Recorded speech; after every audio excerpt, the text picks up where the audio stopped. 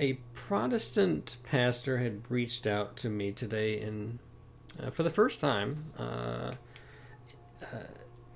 invited me to a Bible study. I declined. I usually find those kinds of environments, particularly group settings, to be rather frustrating. Mainly because the framework through which we come to assess Scripture is usually so radically different. It's very difficult for me to participate and share my own ideas. And one thing that I had shared with him is with the proposal of the doctrine of Sola Scriptura, which I do not think is biblical, although I do hold to the authority of Scripture as I hold to the authority of the apostles, and they wrote these things, and those who knew apostles and the church recognizes the divine authorship of these writings to compile them into the New Testament. It took too long to say that. I think I lost my point. Some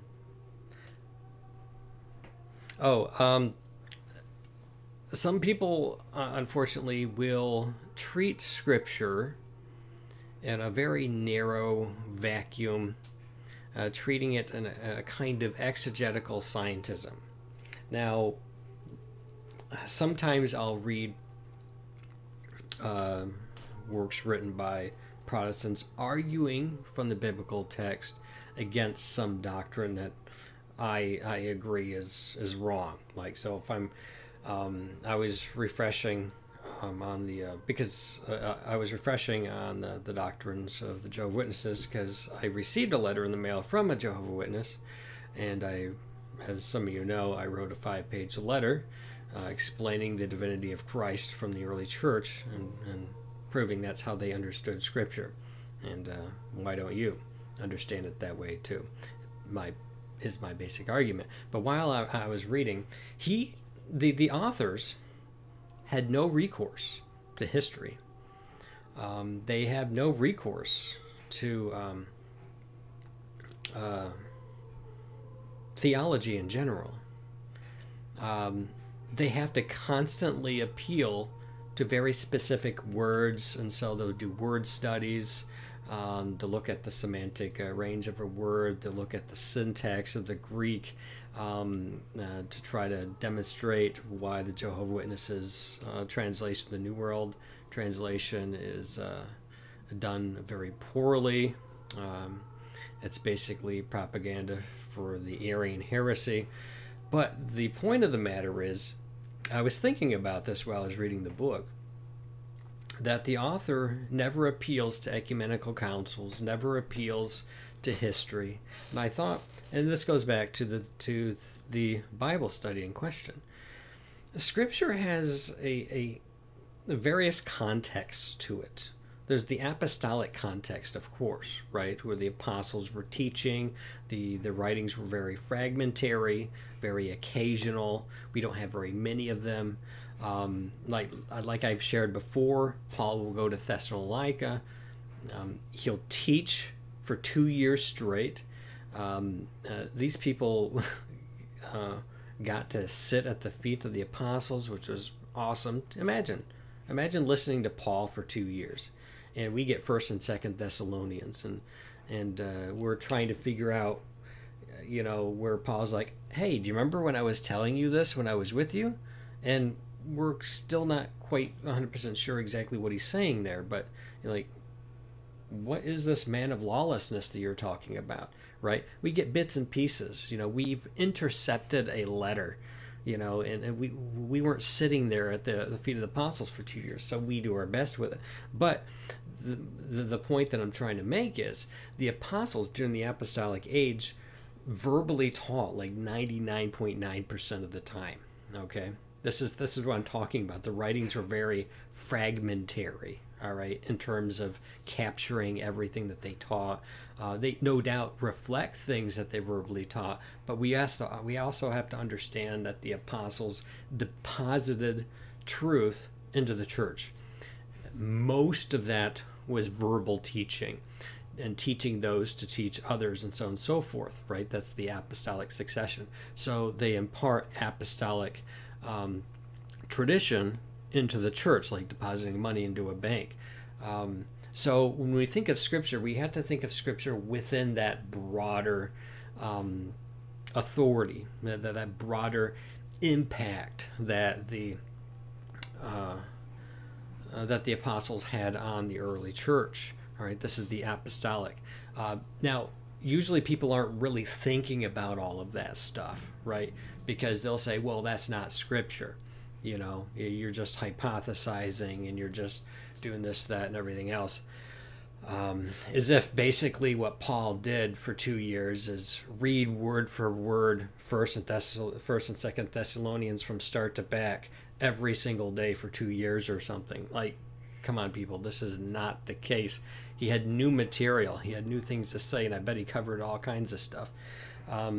So which draws us into a second level of context, and that is the patristic writings, the immediate successors of the apostles, who understood their role of authority coming from the apostles. And we get to dive into their writings, get insights in the way they may interpret some of Scripture, how they're using it in their teaching. And this gives us another level of insight into how to approach and interpret Scripture. This also leads us into the third level, which is that Scripture found its home within the context of the liturgy. So Scripture was read publicly, Old, New Testaments, the Gospel readings, and it has its life within the liturgy, and it needs to be understood within the context of the liturgy as well, because it has a life of its own within the liturgy of the church. So there's a liturgical context. There's also a much broader, on another, the fourth level here is the ecclesiastical context. We're looking at the teaching authority of the church and how they have come to understand the content of Scripture. And so the magisterium is the authentic interpreters, passing on to us traditional understandings and trying to retain the deposit of the faith and our way of understanding Scripture. When we talked a few lessons ago about St. Vincent of Lerins laying down a firm rule of looking at universality, antiquity, consent, understanding Scripture within a Catholic and ecclesiastical interpretation is certainly necessary. If I go to a Bible study, I almost guarantee you nobody could articulate nor expound upon this broader context of Scripture and even remotely be willing to be able to engage it. Usually it's just moving from one verse to another verse, trying to interpret those verses. And no doubt some of those things are helpful and part of biblical interpretation, but it becomes like an exegetical scientism. All right, you're subjecting Scripture to this analysis that is in and of itself, right? Yes, there's trying to understand the author's original intent. We're trying to understand the semantic range of words, the semantics of the Greek. We're looking at the language Paul uses here in this verse versus over here in this context.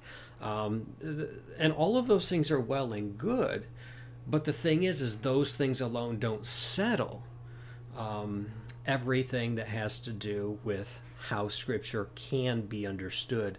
And that's where tradition comes in. It is tradition best understood as Scripture rightly understood. So I respectfully declined. I don't really like being in Bible studies. It takes too long to explain these things, and some people generally are just not open to it. So it's more frustrating for me, and it's just more trouble than it's worth.